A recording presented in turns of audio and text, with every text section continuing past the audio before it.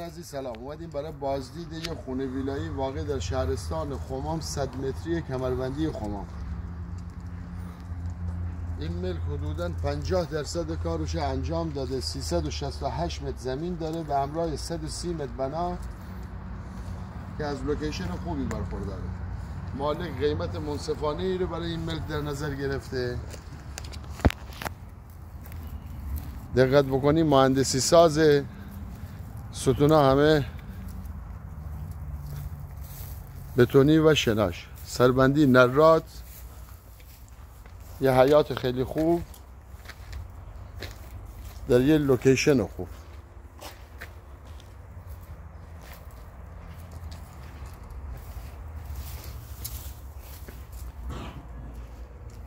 برای سرمایه گذاری و زندگی مورد فوق العاده ای.